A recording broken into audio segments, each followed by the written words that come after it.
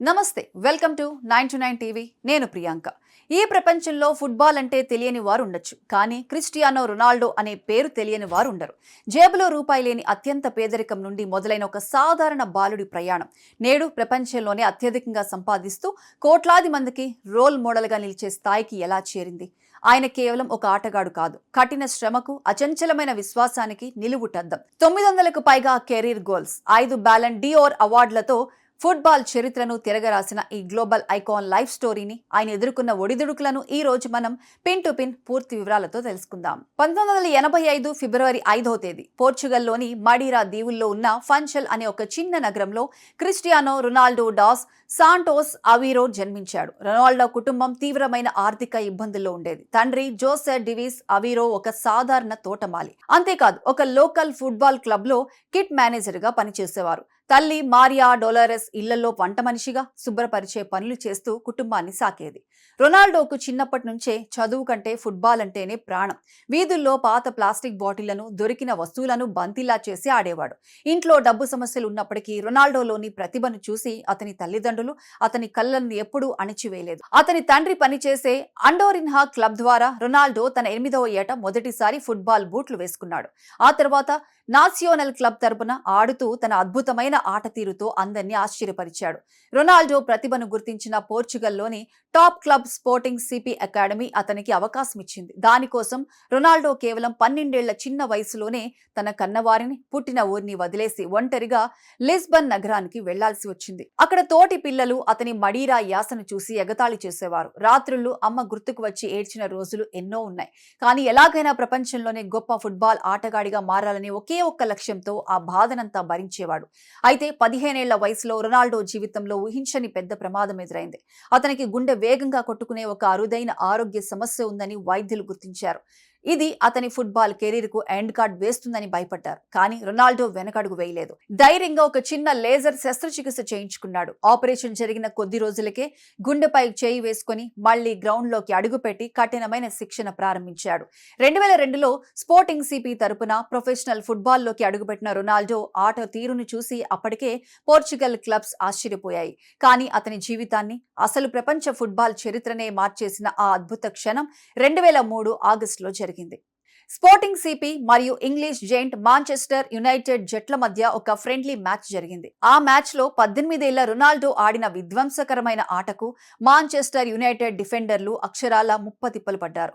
ముఖ్యంగా United star defender John O'Shea Ronaldo వేగాన్ని అందుకోలేక మైదానంలోనే తల తిరిగిపోయే పరిస్థితికి వచ్చాడు. రొనాల్డో డ్రిబ్లింగ్ మ్యాజిక్ చూసి బెంచ్ మీద ఉన్న legendary manager sir Alex Ferguson కళ్లు బయలు కమ్మాయి. మ్యాచ్ ముగిసిన వెంటనే మాంచెస్టర్ యునైటెడ్ సీనియర్ ఆటగాళ్లు రియో ఫెర్డినాండ్, రాయ్ కీన్ లాంటి వాళ్లు ఫెర్గూసన్ దగ్గరకు పరిగెత్తుకుంటూ వెళ్లి, బాస్, మనం ఆ కుర్రాన్ని వదిలేసి ఇంగ్లాండ్ వెళ్లే ప్రసక్తే లేదు, ఇతన్ని ఇప్పుడే సైన్ చేయండి అని ఒత్తిడి తెచ్చారు. ఫెర్గూసన్ కూడా ఆలస్యం చేయలేదు. అప్పటికప్పుడు 12.24 మిలియన్ పౌండ్ల భారీ ధర చెల్లించి, అంటే ఆ కాలంలో ఒక టీనేజర్ కి అది రికార్డు ధర, రొనాల్డోను మాంచెస్టర్ యునైటెడ్ క్లబ్ లోకి లాగేశారు. మాంచెస్టర్ యునైటెడ్ లో అడుగు పెట్టగానే రొనాల్డో తన స్పోర్టింగ్ క్లబ్ లో వేసుకునే 28 నెంబర్ జెర్సీని అడిగాడు. కానీ సర్ అలెక్స్ ఫెర్గూసన్, లేదు, నువ్వు 7 నెంబర్ జెర్సీ వేసుకోవాలి అని ఆర్డర్ వేశారు. మాంచెస్టర్ యునైటెడ్ చరిత్రలో నెంబర్ 7 అనేది ఒక జెర్సీ మాత్రమే కాదు, అదొక power. George Best, Eric Cantona, David Beckham లాంటి లెజెండ్స్ ధరించిన జెర్సీ అది. ఆ జెర్సీ ఇవ్వడం ద్వారా ఫెర్గూసన్ ఆ 18 ఏళ్ల కుర్రాడికి ఒక పవర్ఫుల్ బాధ్యతను, నమ్మకాన్ని బహుమతిగా ఇచ్చారు. సర్ అలెక్స్ ఫెర్గూసన్ కేవలం ఒక కోచ్ గా కాకుండా రొనాల్డోకి ఒక తండ్రిలాగా మారారు. అప్పట్లో రొనాల్డోకు అనవసరంగా ఎక్కువ డ్రిబ్లింగ్ చేయటం, బంతిని పాస్ చేయకుండా తన దగ్గరే ఉంచుకోవటం లాంటి అలవాట్లుండేవి. ఫెర్గూసన్ ఆ పద్ధతిని మార్చారు. బంతిని ఎప్పుడు పాస్ చేయాలి, గోల్ పోస్ట్ ముందు ఎలా క్లినికల్ గా ఉండాలి అనేది నేర్పించారు. రొనాల్డో కూడా తన శరీరాన్ని మార్చుకోవడం కోసం కఠినమైన వర్కౌట్స్ ప్రారంభించాడు. తన యాంకిల్స్ కి బరువులు కట్టుకుని మరీ ప్రాక్టీస్ చేసేవాడు. ఆ కష్టం ఊరికే పోలేదు. చిరుతను తలపించే వేగం, ప్రత్యర్థులను మురిపించే నైపుణ్యం, మైదానం నలుమూలల నుండి కొట్టే శక్తివంతమైన లాంగ్ షాట్స్ మరియు గాల్లోకి అద్భుతంగా ఎగిరి కొట్టే హెడల్ గోల్స్ లో ఇంగ్లాండ్ ప్రీమియర్ లీగ్ ను షేక్ చేయడం మొదలుపెట్టాడు. ఆ 6 ఏళ్ల కాలంలో రొనాల్డో మాంచెస్టర్ యునైటెడ్ కు తిరుగులేని విజయాలు అందించాడు. వరుసగా 3 premier league titles, 1 FA cup మరియు 1 లీగ్ కప్ సాధించాడు. కానీ 2007-2008 సీజన్ రొనాల్డో కెరీర్ లోనే ఒక అద్భుతం. ఆ ఒక్క సీజన్ లోనే అన్ని టోర్నమెంట్లు కలిపి ఏకంగా 42 గోల్స్ చేసి యూరప్ ను వణికించాడు. అదే ఏడాది మాస్కోలో జరిగిన high tension UEFA champions league ఫైనల్లో చెల్సీ జట్టుపై ఒక బుల్లెట్ లాంటి హెడర్ గోల్ కొట్టి యునైటెడ్ ను ఛాంపియన్ గా నిలిపాడు. ఆ అసాధారణ ప్రదర్శనకు గాను 2008లో రొనాల్డో తన కెరీర్లోనే మొట్టమొదటి ప్రతిష్టాత్మక బాలన్ డియోర్ అవార్డును మరియు FIFA world player of the year అవార్డును గెలుచుకొని కేవలం 23 ఏళ్ల వయసులోనే నేనే ప్రపంచ అత్యుత్తమ ఆటగాడిని అని ప్రపంచానికి గట్టిగా చాటి చెప్పాడు. ఇంగ్లాండ్ ను శాసించిన ఈ సుల్తాన్ చూపు ఆ తర్వాత స్పెయిన్ వైపు పడింది. 2009లో రొనాల్డో అప్పటి ప్రపంచ రికార్డ్ బదిలీ ధరతో Spanish giant real Madrid club లో చేరాడు. ఇది అతని కెరీర్లోనే అత్యంత సువర్ణ అధ్యాయం. రియల్ మాడ్రిడ్ జెర్సీ వేసుకున్న తరువాత రొనాల్డో ఒక గోల్ మెషిన్ లా మారిపోయాడు. ఆడిన ప్రతి మ్యాచ్ లోనూ రికార్డులను బద్దలు కొడుతూ వచ్చాడు. రియల్ మాడ్రిడ్ తరపున రొనాల్డో సాధించిన రికార్డులు అసాధారణం. కేవలం 438 మ్యాచ్ల్లో ఏకంగా 450కి పైగా గోల్స్ చేసి ఆ క్లబ్ చరిత్రలోనే all time highest goal scorer గా నిలిచాడు.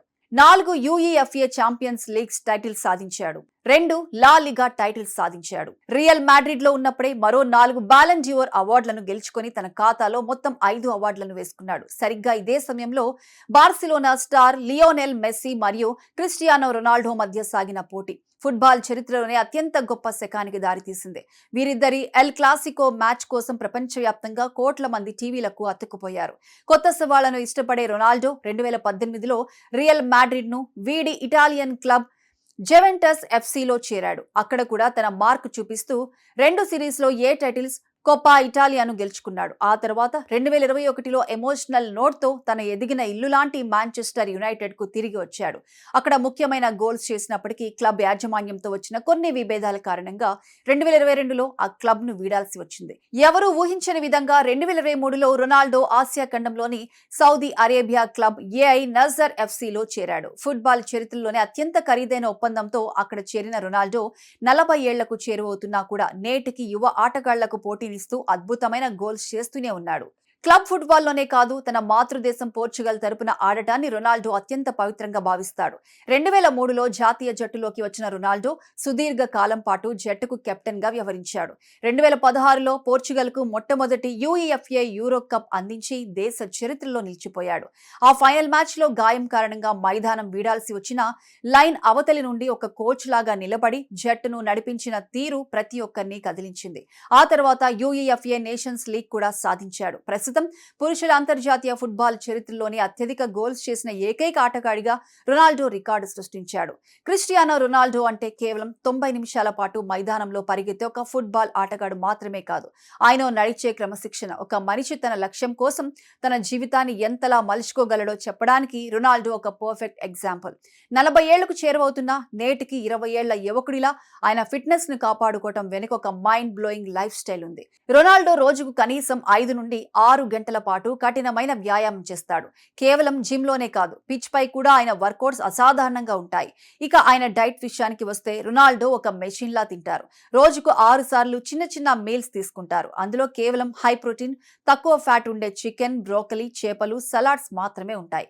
ఆయన జీవితంలో షుగర్, ప్రాసెస్డ్ ఫుడ్స్ అస్సలు చోటు లేదు. ఒక ప్రెస్ కాన్ఫరెన్స్ లో తన ముందున్న కోకా-కోలా బాటిళ్లను పక్కన పెట్టి ఎగ్వా అని ఆయన చెప్పిన ఒక్క మాట ఆ కంపెనీకి వేల కోట్ల నష్టాన్ని తెచ్చిపెట్టింది. అది హెల్త్ అండ్ ఫిట్నెస్ పై ఆయనకున్న కమిట్మెంట్.